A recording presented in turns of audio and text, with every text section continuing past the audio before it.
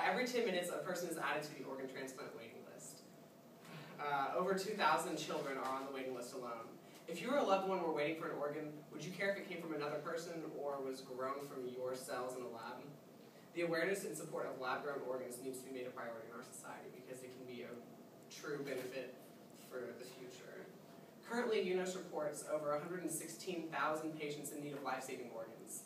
Of those, over 70,000 qualify to be on the waiting list of their organs. This year, over 9,000 people have donated organs, but that hasn't been enough to slow the growing number of patients who need organs. In fact, while a general poll of the American public shows 90% support for organ donation, only 30% of that 90 know how to actually become an organ donor.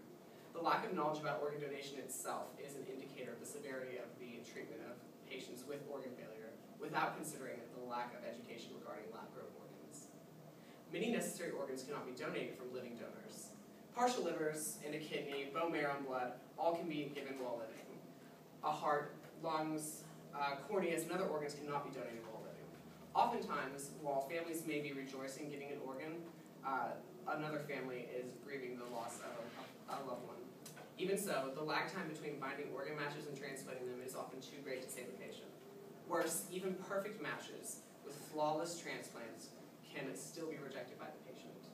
There's no way to know certainly if an organ will not be rejected by the host, meaning some seemingly perfect organs will fail for one patient while it could have saved another. While this contributes to the issue at hand, it doesn't explain why lab-grown organs aren't an option. To ensure a perfect match every time, organs would be grown from the cells from the patient. Specifically, stem cells whose cell life and function are totally pliable. Although there's a growing favor for stem cell research, the social stigma still attached to it has made it a moral and medical gray area. Likewise, because the possibility of lab-grown organs is still not a very widely known one, the necessary support to help intensify the priority of it is missing. Without fiscal support or support from the public, the advances made in organ cultivation will continue at glacial paces. Because of the way some injuries and diseases progress, patients are sometimes too sick to qualify for a donor organ. Even patients that are given the highest priority for a donor organ are often so sick that an organ will still not come in time. Although some organs have been grown in short periods of time, the lack of support for studying ex vivo or outside the body organ cultivation has been a limiting factor in the progress made.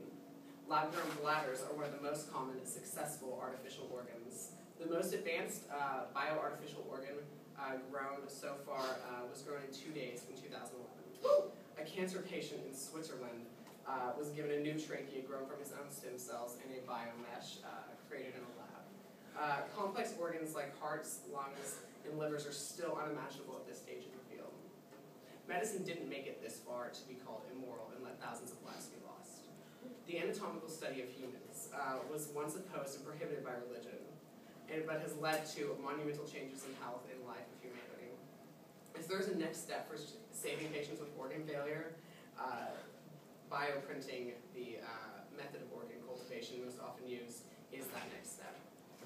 A great deal of bioprinting research is done using stem cells. Both embryonic stem cells and the stem cells found in bone marrow, mesenchymal stem cells, can be used for this research. Outside of donating stem cells by donating bone marrow, donating money and helping raise awareness for the study of growing organs is key. Most people don't want to just go out and donate part of their liver or kidney or give bone marrow. Focusing on the future of science could save millions of people. For those who don't support organ cultivation, there could still be a donor waiting list and organ donors. For those who do support it, however, if the cultivation of organs in labs can be refined to the highest level, there could be a day when there is no organ waiting list, and people could be saved using their own